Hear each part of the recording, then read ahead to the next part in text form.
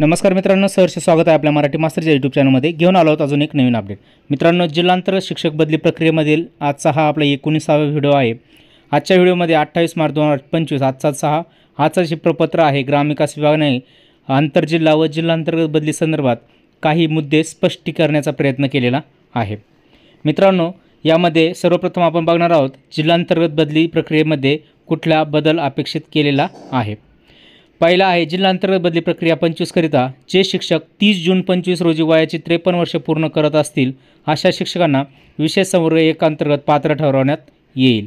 म्हणजे 30 जूनपर्यंत 53 वर्षे पूर्ण होणाऱ्या शिक्षकांना संवर्ग 1चा लाभ घेता येईल.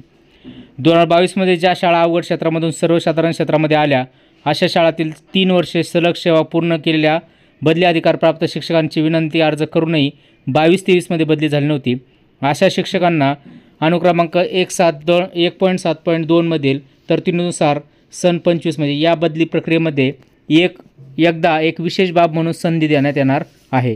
बदली अधिकार प्राप्त शिक्षकांसाठी ही खूपच आनंदाची बातमी आहे. ज्या अंतर्गत क्षेत्रबदल झाला तरी त्या शिक्षकांना संवर्ग 3चा लाभ घेता आला नाही त्यांना आत्ता या बदली प्रक्रियेमध्ये संवर्ग 3चा नक्कीच लाभ घेता येईल.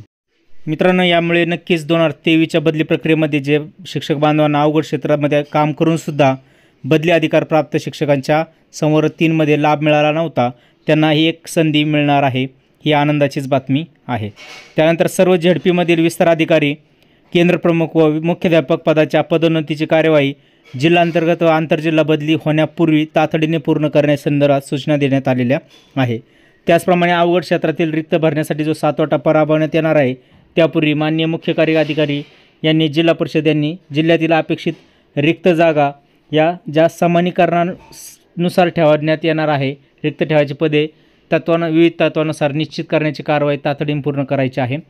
आणि पुढील बदली वर्षात सेवानिवृत्त होणाऱ्या शिक्षकांनी विनंती बदली केली तर त्यांना संवर्ग 1मधून बदली पात्र ठरवण्यात यावं. ही सुद्धा एक महत्त्वाची सूचना आहे. या होता जिल्हांतर्गत बदलीसाठीच्या सूचना. आता आपण आंतरजिल्हा बदलीसाठी काय विशेष सूचना दिलेल्या आहेत त्या बघणार आहेत.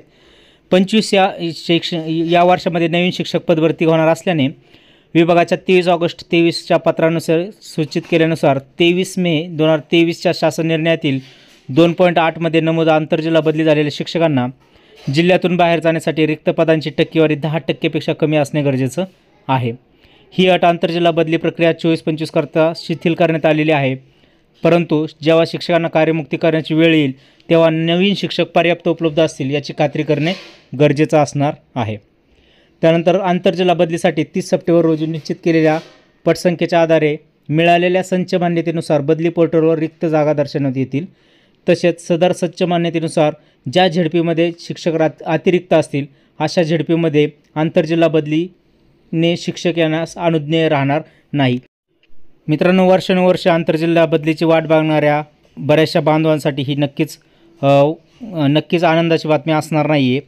मित्रांनो, जर तुमच्या झेडपीमध्ये जर रिक्त जागाच नसतील, शिक्षक अतिरिक्त असतील तर आपण त्या झेडपीमध्ये फॉर्म भरूच शकत नाही.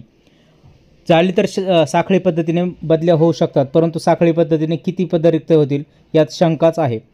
मित्रांनो, ही होती आजची अपडेट ज्यामध्ये जिल्हा अंतर्गत आणि आंतरजिल्हा बदली संदर्भात शिक्षकांसाठी महत्त्वाच्या सूचना देण्यात आलेल्या आहे.